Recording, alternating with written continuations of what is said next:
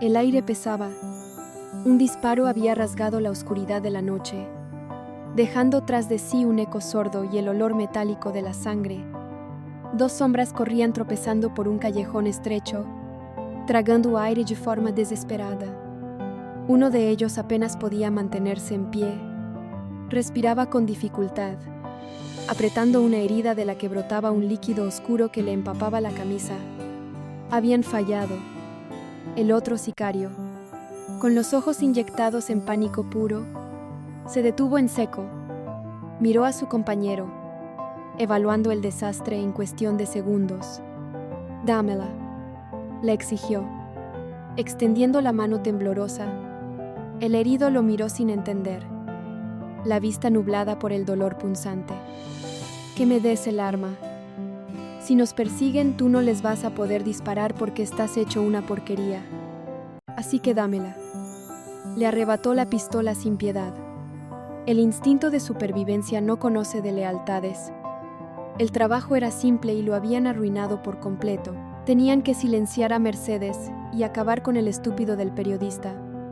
Y ahora, con la sangre manchando el pavimento y el corazón latiéndoles en la garganta, apenas habían logrado salir vivos de ahí, lejos de aquel callejón mugriento. El teléfono sonó en una habitación mucho más elegante. La mujer al otro lado de la línea escuchó el reporte del fracaso. No hubo gritos, no hubo platos rotos contra la pared. Hubo algo mucho peor, una frialdad absoluta que helaba la sangre. «Señora, ¿qué ha hecho?», le reclamó el sicario, perdiendo los estribos ante la calma antinatural de su jefa. Tenía que matar a Mercedes y al estúpido del periodista, y no lo hizo. Ella sonrió en la oscuridad. El odio le quemaba por dentro. Un odio antiguo, espeso, del que no pensaba desprenderse por nada del mundo. No iba a quedarse con esa rabia atragantada. «Señora, usted está completamente loca», escupió el hombre, aterrado del monstruo para el que trabajaba. «Sí», susurró ella, casi saboreando la palabra. «Y me encanta», en otro punto de la ciudad, ajeno a esa llamada telefónica, David sentía que el mundo entero se le caía encima. El italiano, Giovanni, el hombre que movía los hilos y arrastraba los billetes, había caído. David sacó su teléfono con los dedos rígidos. Sus manos, que habían protegido a la familia de Mercedes durante años, temblaban ligeramente. Marcó un número. «Madruga, el contacto del bajo mundo», contestó al otro lado de la línea. «Señor Madruga». «¿Qué sabe de Giovanni?», preguntó David, temiendo la respuesta que estaba a punto de recibir. Mercedes, a su lado, escuchaba la conversación. El color abandonó su rostro de golpe. El terror le oprimió el pecho, cortándole la respiración. Sus ojos se llenaron de lágrimas de angustia. «¿Qué hice, Dios?». «No es cierto». «No. No. No. No es cierto», repetía Mercedes, llevándose las manos a la cabeza, ahogada en la culpa. Giovanni, aquel hombre intenso que se había cruzado en su camino, estaba pagando con sangre simplemente por estar cerca de ella. Mientras la tragedia de la calle teñía la noche, en los salones iluminados de la alta sociedad, la hipocresía se servía en copas de cristal. Reinaldo sonreía, orgulloso, presentando a Viviana ante una mujer imponente de modales refinados. «Encantada. Tú debes ser Reinaldo», dijo Berta, extendiendo una mano decorada con anillos caros. «Vivianita me habló mucho de ti». Viviana sintió que un escalofrío helado le recorría la espina dorsal al escuchar ese nombre. Mantuvo la sonrisa ensayada, la máscara perfecta frente a su pareja, pero sus ojos delataban un pánico profundo. «Soy una gran amiga de Vivianita. Nos conocimos hace muchos años cuando yo tenía una agencia de modelos», continuó Berta, destilando veneno envuelto en miel. sabiendo exactamente el efecto que sus palabras causaban. Reinaldo, ciego a la tensión que cortaba el aire. Río con soltura. Claro que te hablé de ella. ¿No te acuerdas? Cuando eras anfitriona. Berta jugó con ellos un rato más, disfrutando del poder que tenía sobre Viviana. Antes de despedirse con besos al aire, no te olvides de llamarme, le lanzó a la joven. En cuanto la puerta principal se cerró, la máscara de cortesía de Viviana cayó al suelo y se hizo pedazos. Su respiración se aceleró de golpe. El terror dio paso a una furia ciega, incontrolable. La detesto. La odio. Escupió, caminando de un lado a otro de la elegante sala. Incapaz de contenerse, Reinaldo la miró, totalmente confundido por el cambio repentino de actitud. ¿Qué pasa? Viviana, esa vieja de mierda me pasa. No entiendo. ¿No eran amigas? No hay forma. Viviana lo miró con los ojos inyectados en rabia. Tengo que acabar con ella antes de que ella acabe conmigo. El pasado, oscuro y sucio, había vuelto para cobrar deudas atrasadas. Berta no era una simple amiga de pasarelas, era la dueña de los secretos más peligrosos de Viviana. Sabía de la denuncia falsa que le habían plantado a Raquel. Sabía que Adrián tenía toda la información y podía abrir la boca como testigo para hundirlos. Berta era una vividora despiadada, una explotadora de mujeres que obligaba a sus modelos a trabajar 18 horas seguidas paradas en tacones. Y seguramente estaba metida en cosas mucho peores. Ahora, sintiendo el aliento de las investigaciones policiales en la nuca, quería huir del país, pero para desaparecer necesitaba dinero. 50.000 soles. Exactamente. Reinaldo, pragmático y aterrorizado por el escándalo, intentó calmar a Viviana. Pagarían. 50.000 soles era un precio que estaban dispuestos a asumir con tal de proteger la campaña publicitaria que tanto esfuerzo les había costado. Pero Viviana tenía fuego puro en la mirada. No estaba dispuesta a vivir bajo amenaza. Yo misma me voy a encargar de ella, juró en voz baja, con una frialdad escalofriante. Yo con mis propias manos me voy a encargar de ella. El miedo empujaba a otras almas hacia el abismo en distintos rincones de la ciudad. Kevin atravesó la puerta de su casa como un animal malherido. Su rostro estaba desencajado por el llanto. Su madre, Clement, supo de inmediato que algo terrible se había roto para siempre en la vida de su hijo. ¿Qué hiciste?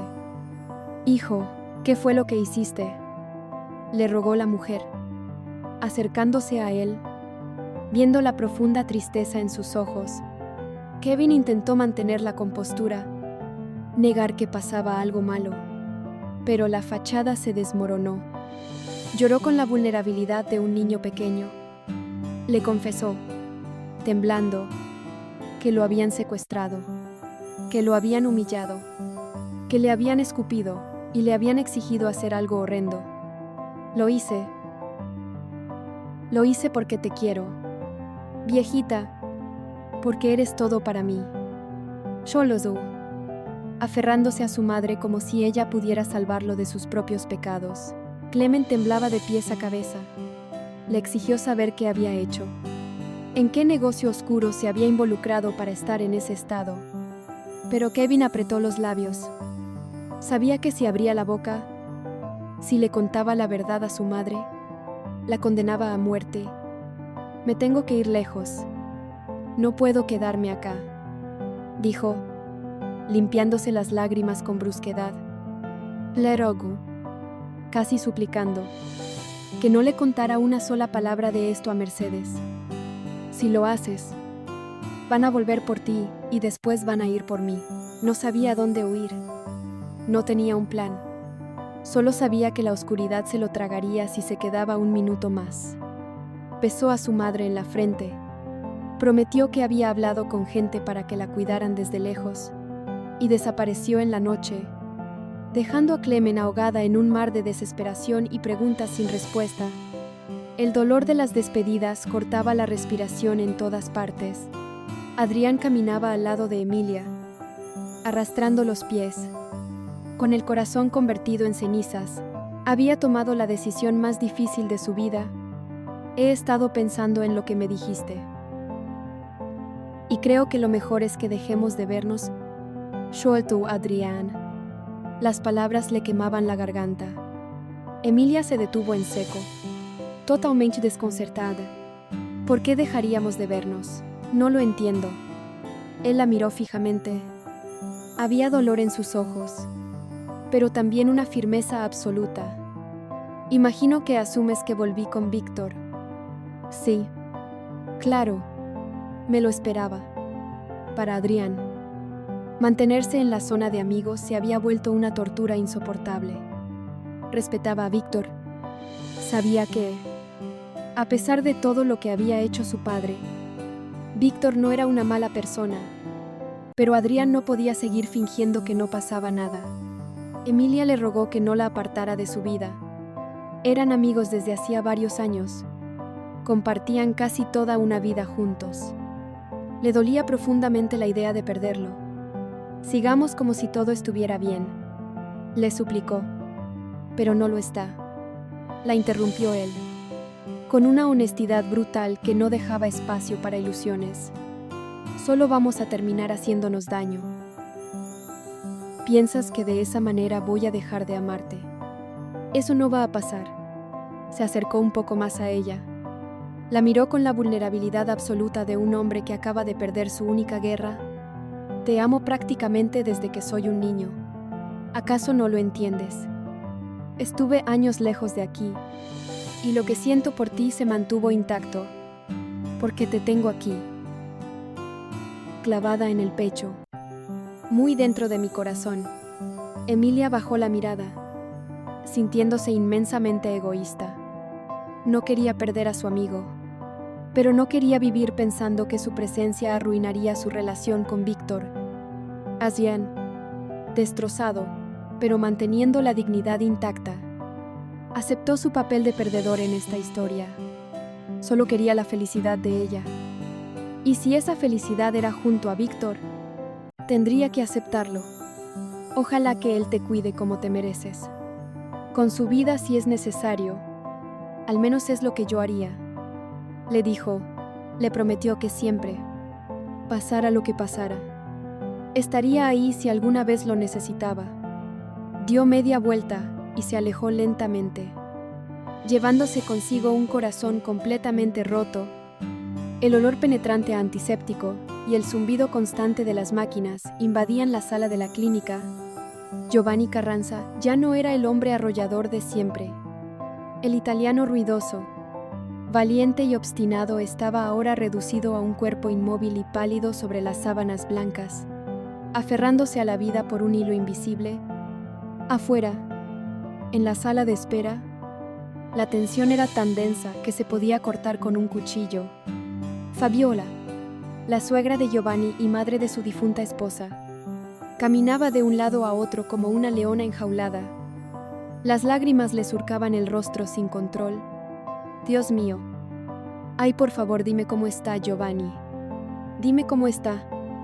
Suplicaba al vacío, buscando unas respuestas que nadie en ese pasillo tenía. Él es la mejor persona que yo he conocido y no se merece esto. Será loco, intenso, impertinente, todo lo que quieras. Pero él es bueno. Fabiola recordaba en voz alta el amor incondicional que Giovanni le había entregado a su hija Carmencita. Era un padre ejemplar, un esposo fiel que lo había dado todo. ¿Qué le iba a decir ahora a su nieta que estudiaba en España? ¿Que tomara el primer vuelo para venir a despedirse del cuerpo de su padre? Ya enterré a mi hija y no quiero enterrar a Giovanni.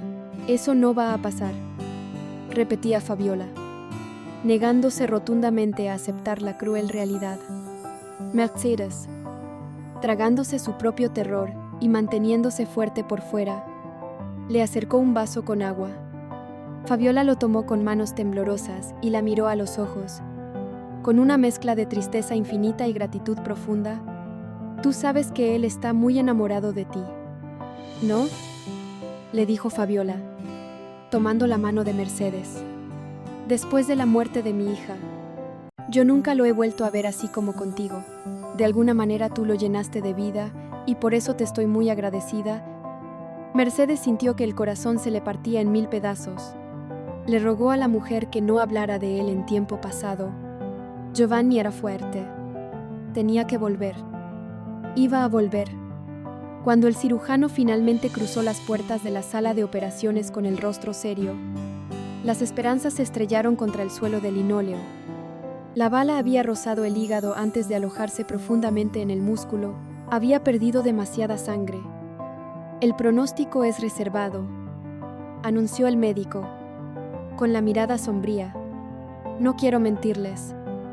Las probabilidades son muy bajas. Recomiendo que estén preparados para lo que pueda ocurrir. Mercedes no soportó el peso aplastante de esas palabras. Necesitaba verlo. Necesitaba que él la sintiera cerca. Ignorando los protocolos, entró a la habitación en cuidados intensivos. Las luces fluorescentes iluminaban el rostro inerte del hombre que, paso a paso, se le había metido debajo de la piel. Se acercó a la orilla de la cama. El miedo al rechazo, las murallas emocionales que había levantado para protegerse durante tantos años, todo se derrumbó en ese instante. Giovanni, susurró, rozando suavemente su mano inerte. Soy yo. Tu mechita del corazón. No hubo respuesta. Solo el pitido rítmico, lento y agonizante del monitor cardíaco. Ya pues. No me está gustando esta aventura. Despiértate, le reclamó suavemente, con la voz ahogada por un llanto silencioso. Yo te conozco, y yo sé que tú haces lo que sea por salirte con la tuya. Sé que eres terco. Así que por favor, no te rindas. Las lágrimas pesadas cayeron sobre las sábanas blancas. Mercedes apretó con más fuerza la mano fría de Giovanni. Yo tengo muchas cosas que decirte. Se me ha metido en el corazón y en la cabeza, confesó, rindiéndose por fin ante lo que realmente sentía, dejando caer todas sus defensas. Tú me dijiste que nunca me ibas a hacer llorar. Así que por favor regresa. Tomó aire. La confesión más grande de su vida salió de sus labios, rota, desgarrada, pero innegablemente real. Porque yo estoy enamorada de ti. Afuera de esa misma habitación de cuidados intensivos, el aire estaba viciado, espeso por la angustia.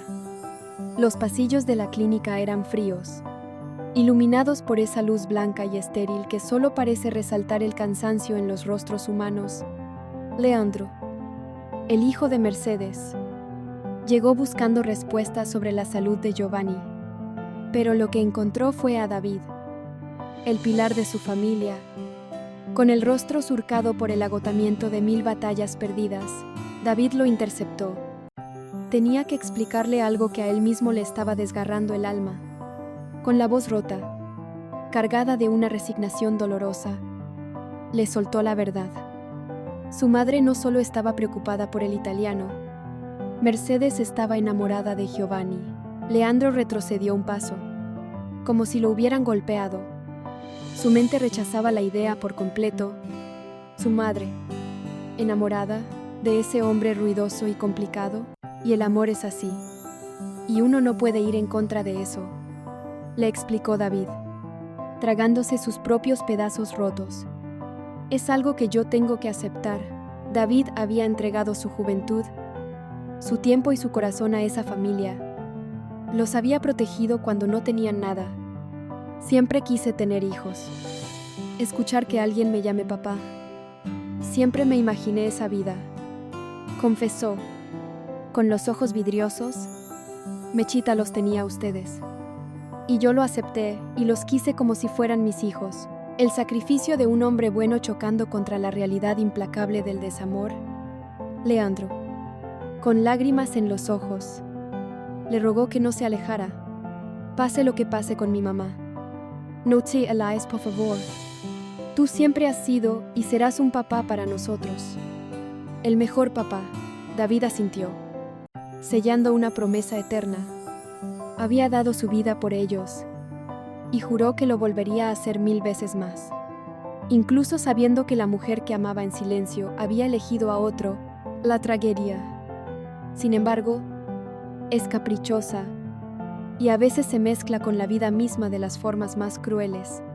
En otro rincón de esa misma clínica, alejada del drama de Mercedes, Fabiola lidiaba con su propio huracán interno. Estaba pálida. Sus manos temblaban mientras procesaba una certeza biológica que acababa de descubrir. Tú sabes que soy muy exacta con mi periodo. Le susurró a alguien cercano, con la voz temblorosa. Pero hace unos días no me viene. Estoy segura de que no puede ser otra cosa. Estoy embarazada. Una nueva vida brotaba en su vientre.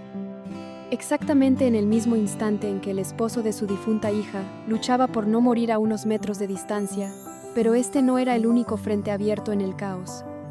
Una ausencia empezaba a volverse ensordecedora. Claudia, la amiga incondicional de la familia, había desaparecido sin dejar rastro. Isabel, ajena a la oscuridad que la rodeaba, aseguraba que Claudia se había regresado a Argentina. Mencionó un supuesto mensaje de texto, enviado a las 10 de la mañana desde el aeropuerto, justo antes de abordar, pero las matemáticas no cuadraban. Claudia había estado en la casa hasta las 9. Era logísticamente imposible que llegara al aeropuerto, pasara los controles y estuviera lista para volar en menos de una hora. Alguien estaba mintiendo. Claudia no había subido a ningún avión. Alguien la había silenciado. Y el nombre de Belén Ruiz empezaba a flotar en el aire como una amenaza venenosa. Lejos de allí, las heridas familiares seguían supurando. Víctor buscó a su hermano Leandro. Quería limpiar el rencor. Quería sanar. Leandro, ¿podemos hablar? Por favor, le pidió, pero Leandro era una pared de hielo puro. No quería escuchar. Víctor insistió en que él no tenía la culpa del escándalo con Rebeca, argumentando que el examen toxicológico no mentía, había sido drogado, ella lo había manipulado. Para Leandro, la lógica médica no significaba nada. El veneno real no estaba en la sangre de su hermano, estaba en su propio ego pisoteado. La mujer que yo amaba me usó para acercarse a ti, a mi hermano menor, escupió Leandro. Con los ojos inyectados en un dolor profundo y humillante, el resentimiento lo consumía por dentro.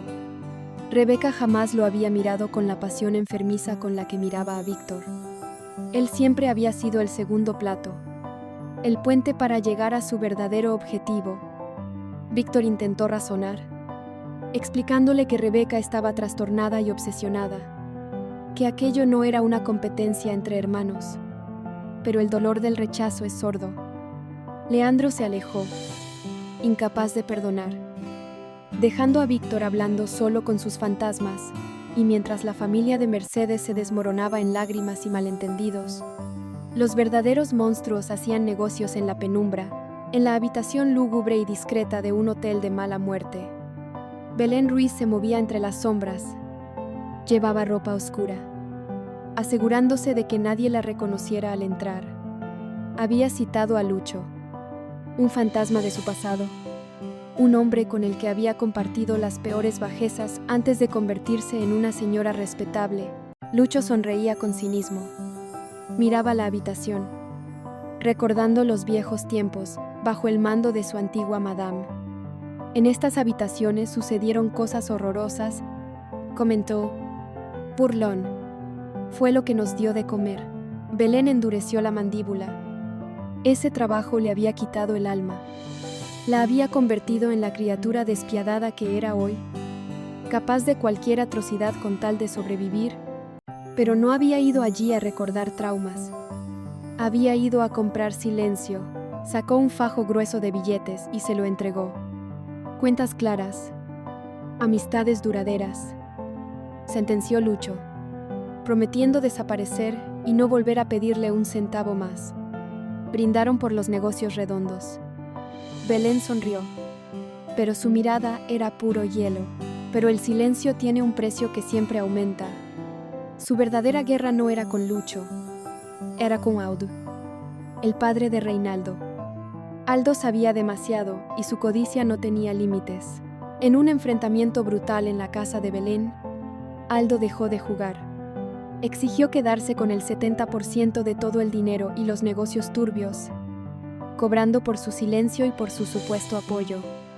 Se sentía el dueño de la situación, intocable, superior. Se equivocaba. Belén, acorralada, dejó caer la máscara de mujer asustada. Sacó un revólver. El sonido metálico al quitar el seguro cortó la respiración de Aldo. El cañón apuntaba directamente a su pecho. Baja el arma. Tú nunca has usado una de esas. Intentó burlarse él, retrocediendo un paso instintivamente. ¿Y cómo crees que me deshice de ellos?, respondió Belén, con una calma aterradora. No vas a volver a ver a tus amigos. Están muertos. Yo los maté. Aldo la miró, dándose cuenta de que había subestimado al monstruo. Eres una perra, susurró, sudando frío. Sí, soy una perra. Y a todo el que se interpone en mi camino lo desaparezco de raíz. Siseó ella.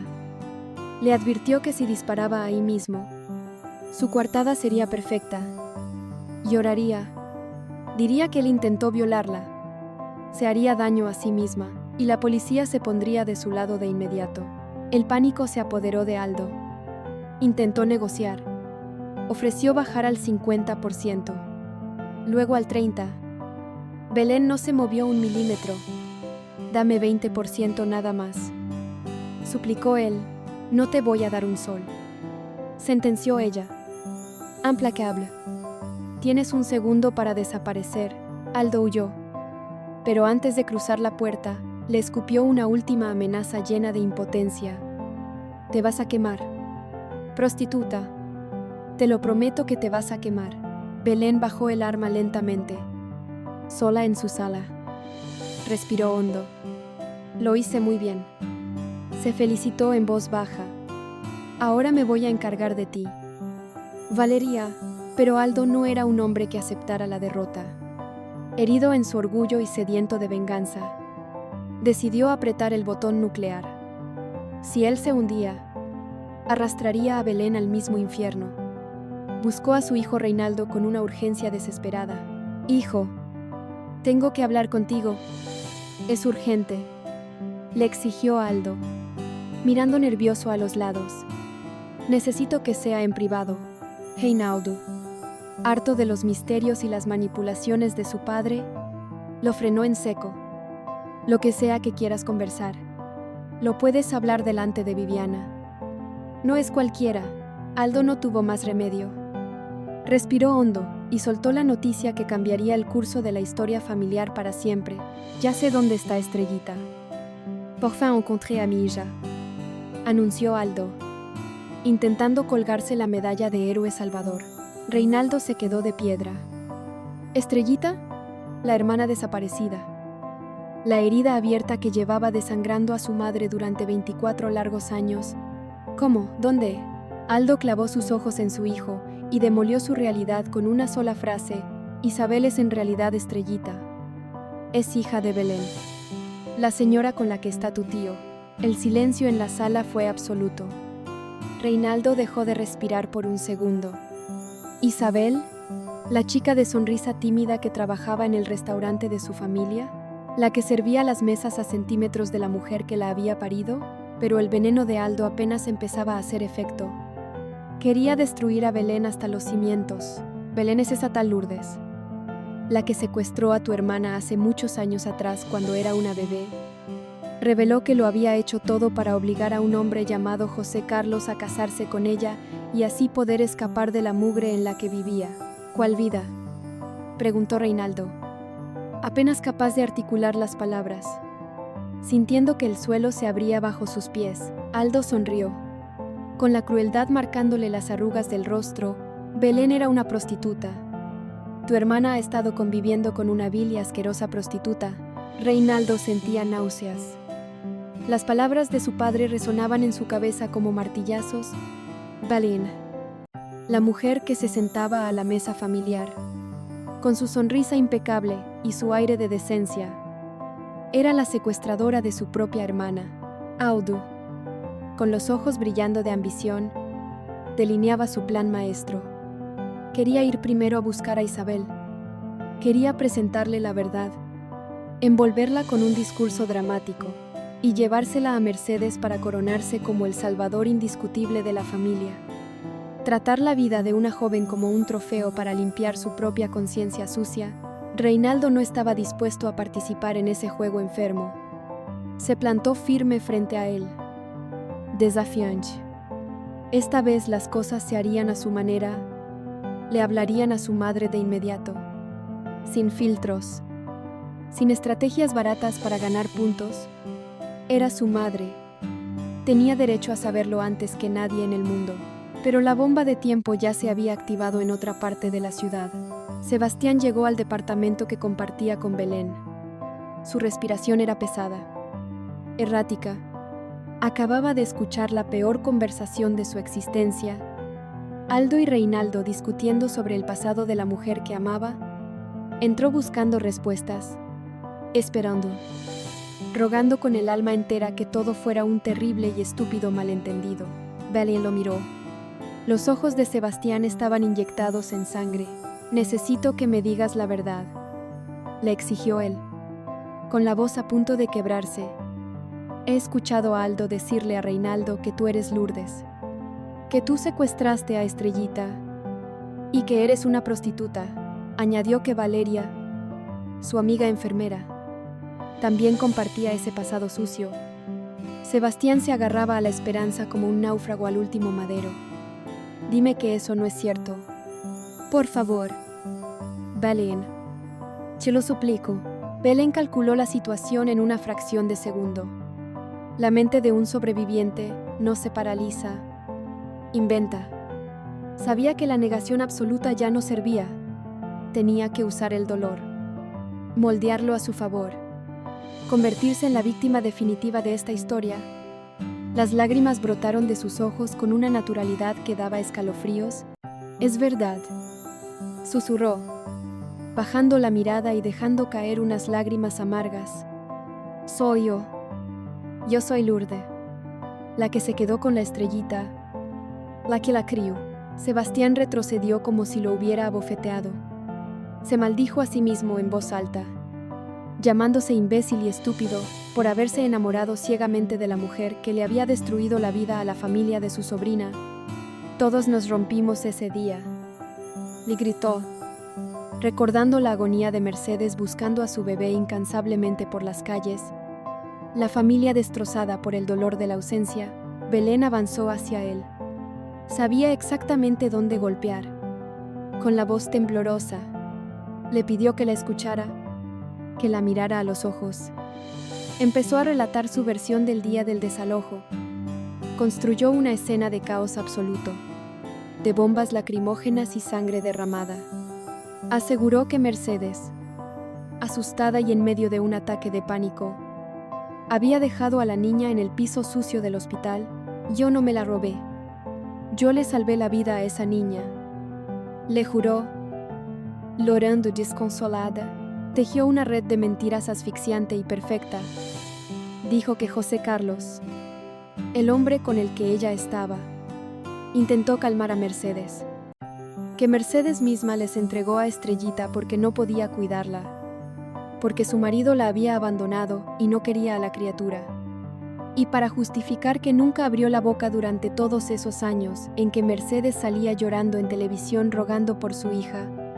Belén volteó la culpa. Aseguró que Mercedes había inventado toda la historia trágica del secuestro para lavar su propia culpa por haber abandonado a su sangre, pero presta mucha atención a lo que viene. La manipulación apenas estaba comenzando. Sebastián dudaba. El relato era una monstruosidad que chocaba de frente contra la Mercedes noble que él conocía. Le recriminó su pasado, el tema oscuro de la prostitución que Aldo había escupido con tanto asco. Belén no se detuvo. desenterró sus traumas más profundos y los usó como un escudo impenetrable. Le contó de un padre abusivo que golpeaba a su madre hasta dejarla tirada y ensangrentada en el piso de la cocina. Le narró cómo huyó de su casa, sola y aterrorizada por encontrar el cadáver de su madre, solo para caer en las garras de Berta en las frías calles de la ciudad. Berta le prometió un techo y un hogar seguro, pero en lugar de eso, la entregó a un hombre que la violó sin piedad siendo apenas una niña pequeña. Fue en ese infierno clandestino donde conoció a Valeria, ambas víctimas infantiles de una explotadora sin escrúpulos.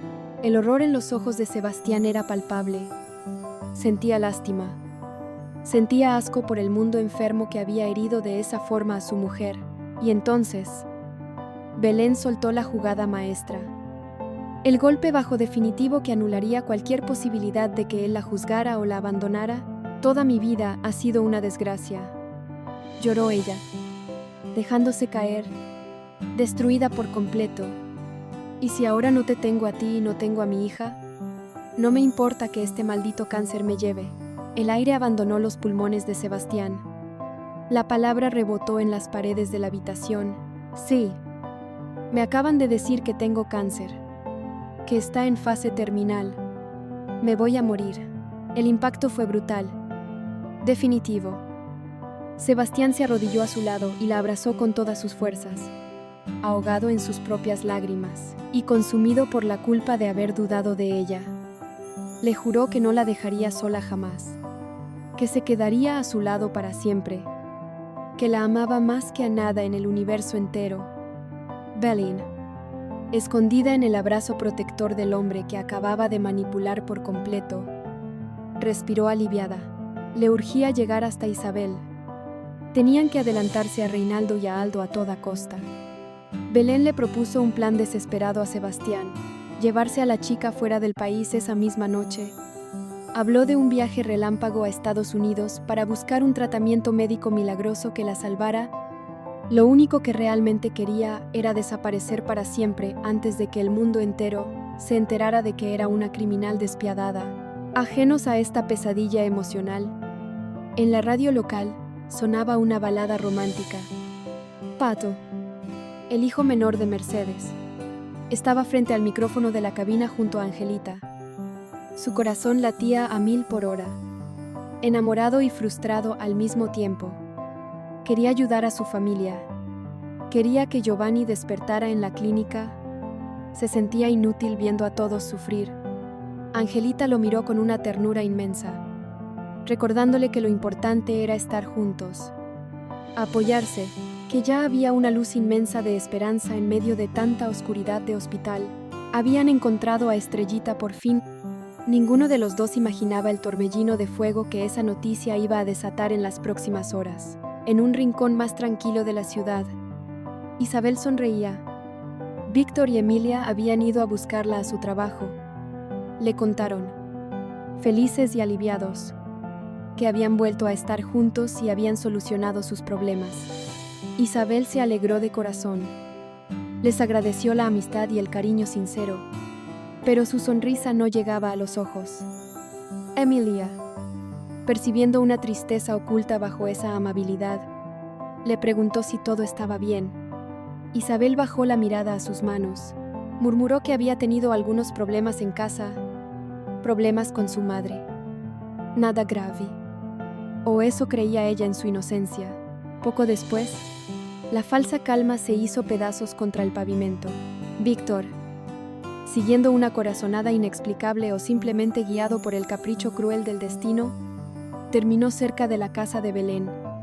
Lo que vio le heló la sangre en las venas. Belén estaba fuera de sí.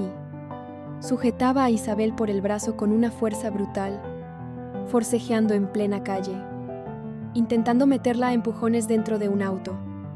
Isabel lloraba, asustada, resistiéndose con todo su peso. Isabel, hija, vámonos. Sube al carro. Vámonos. La voz de Belén era un grito agudo de desesperación pura. La voz de una fiera acorralada. Mamá, me duele. Suéltame. Víctor corrió hacia ellas. Interponiéndose de inmediato para proteger a la joven, intentó frenar la locura. Belén lo fulminó con la mirada, transformada en un animal protegiendo su mentira. Tú cállate, no la vuelva a tocar ni le vuelva a levantar la voz. No se atreva. Víctor retrocedió un paso, pero sacó su teléfono del bolsillo. Marcó rápido.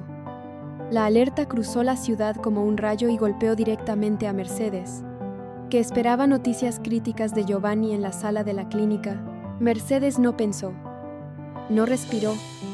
Su instinto maternal, dormido, mutilado y sangrando durante más de 2 décadas, rugió desde sus entrañas con una fuerza indomable. Estrellita corría peligro de muerte al lado de esa mujer.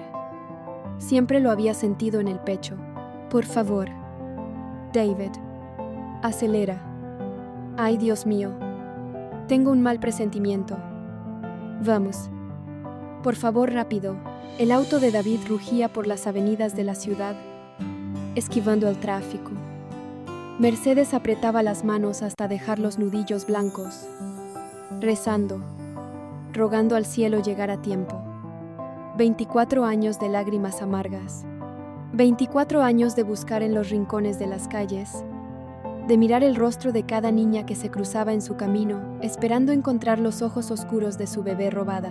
Llegaron patinando sobre el asfalto. Justo frente a la entrada de la casa de Belén, Reinaldo y Aldo también acababan de llegar a la escena. El caos era total y asfixiante. Gritos, empujones, llantos. Isabel, atrapada en medio de un círculo cerrado de adultos alterados, miraba a todos sin entender absolutamente nada de su propia vida. Su madre adoptiva lloraba aterrorizada, aferrándose a ella. Los hombres discutían a gritos. Mercedes bajó del auto. Sus piernas temblaban tanto que apenas la sostenían. Pero avanzó. Su mirada encontró los ojos de la joven asustada. Reinaldo la miró. Era un momento. Las piezas estaban sobre la mesa y ya no había vuelta atrás. Belén intentaba sostener su mentira con gritos agudos, pero ya no había escapatoria. El inmenso muro de silencio y engaño se había derrumbado por completo. Alguien cortó el aire de la calle con una voz firme y definitiva.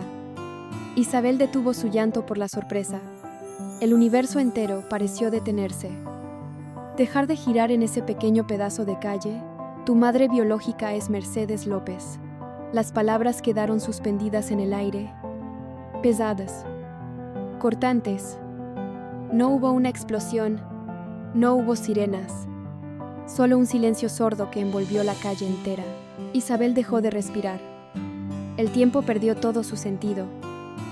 Miró a los adultos que la rodeaban, buscando un chismeinchido, una broma de mal gusto, pero nadie sonrió. Miró a Belén, la mujer que le había enseñado a caminar, que la había abrazado en las noches de fiebre, que la había llamado hija durante toda su vida. Belén tenía los ojos desorbitados por el pánico, sus labios temblaban, incapaces de articular una sola excusa. No lo negó. Y en ese mutismo aterrado, Isabel encontró la confirmación más cruel del mundo. Todo había sido una mentira. Su vida entera era un escenario de cartón. Giró el rostro lentamente. Ahí estaba Mercedes, la dueña del restaurante, la señora de mirada triste que siempre la trataba con una ternura inexplicable, la mujer que le servía la comida con un cariño que Isabel nunca supo interpretar. Ahora, cada sonrisa contenida, cada mirada prolongada, cobraba un sentido abrumador. Mercedes no podía dar un paso más. El asfalto parecía hundirse bajo sus pies. Las lágrimas que había tragado durante 24 años de agonía, de madrugadas vacías, de rezos desesperados al cielo, le quemaban las mejillas. Había buscado en los rostros de miles de niñas en las calles. Había imaginado este momento de todas las formas posibles. Y ahora, frente a ella, no había una bebé envuelta en mantas. Había una joven asustada. Su estrellita, Reinaldo. Víctor y David observaban la escena, mudos, siendo testigos de la colisión brutal de dos realidades. El aire olía a lágrimas retenidas y a verdades rotas. Belén soltó el brazo de Isabel. Sus manos cayeron a los costados, completamente derrotadas. El imperio de manipulaciones, de identidades falsas y de secretos sucios se había convertido en polvo en cuestión de segundos. Ya no había pasajes a Estados Unidos. Ya no había cáncer terminal inventado. Ya no había escapatoria. Isabel dio un paso incierto hacia adelante. Sus ojos, llenos de confusión y de un dolor que apenas empezaba a nacer, se clavaron en la mujer que acababa de bajar del auto.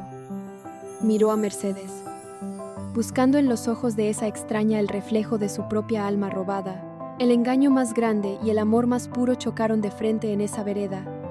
24 años de oscuridad absoluta se fracturaron para siempre bajo el cielo de la ciudad. Y en ese instante preciso, en medio del caos, la traición y las lágrimas, madre e hija se miraron de verdad por primera vez.